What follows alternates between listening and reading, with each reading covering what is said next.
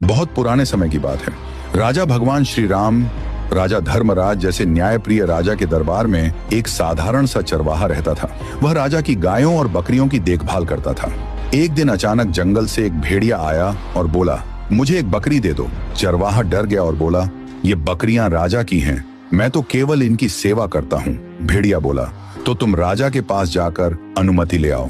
चरवाहा बोला, अगर मैं चला गया तो तुम झुंड पर हमला कर दोगे। भेड़िया बोला, मैं धर्म की कसम खाता हूँ, जब तक तुम वापस नहीं आओगे मैं इन बकरियों की रक्षा करूंगा। अगर मैंने धोखा दिया तो मेरी आने वाली पीढ़ी नष्ट हो जाए।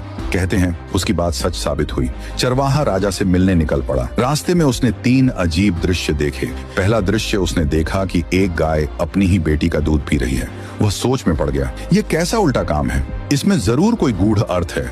दूसरा दृश्य थोड़ा आगे गया तो देखा कुछ लोग बैठे हैं, कपड़े फटे हुए हैं, लेकिन उनके आसपास बहुत सारा सोना पड़ा है। चरवाहा बोला, इतना धन होते हुए भी ये लोग गरीबों जैसे क्यों दिख रहे हैं। तीसरा दृश्य फिर उसने देखा, एक सुंदर बहता हुआ झरना। पानी की आवाज बहुत मधुर थी। वह पानी पीने गया, लेकिन पास जाते ही तेज बदबू आई। वह पीछे हट गया और बोला, दिखने में साफ लेकिन भीतर से इतना गंदा। आखिरकार चरवाहा राजा के पास पहुंचा और सारी बात बताई। राजा ने पहले कहा, भेड़िए को अनुमति है, वह एक बकरी ले सकता है। फिर चरवाहे ने रास्ते में देखी तीनों बातों का अर्थ पूछा। राजा मुस्कुराए और बोले, जो गाय अपनी बेटी का दूध पी रही थी वह आने वाले समय की निशानी है।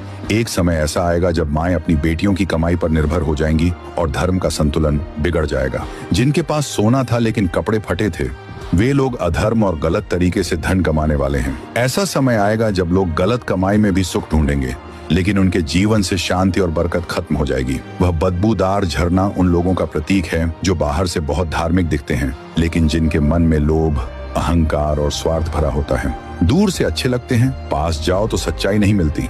चरवाहा यह सब सुनकर रो पड़ा और बोला, हे प्रभु, हमें ऐसे समय से बचाना। वह वापस लौटा तो देखा भेड़िया सच में बकरियों की रखवाली कर रहा था। चरवाहे ने कहा, राजा ने कहा है तुम एक बकरी चुन सकते हो। भेड़िए ने झुंड देखा और सबसे कमजोर और बीमार बकरी चुनी। चरवाहे ने पूछा, तुमने यही क्यों चुनी। भेड़िया बोला, क्योंकि यह बकरी अपने ईश्वर का स्मरण नहीं करती थी। जो अपने सृष्टिकर्ता को भूल जाता है वह सबसे पहले कष्ट में पड़ता है। ये कहकर भेड़िया चला गया। चरवाहा सोचता रह गया, जो भगवान को भूल जाता है वही सबसे बड़ा नुकसान उठाता है। इस कहानी की सीख, हर समय ईश्वर का स्मरण करते रहो, अधर्म और गलत कमाई से दूर रहो।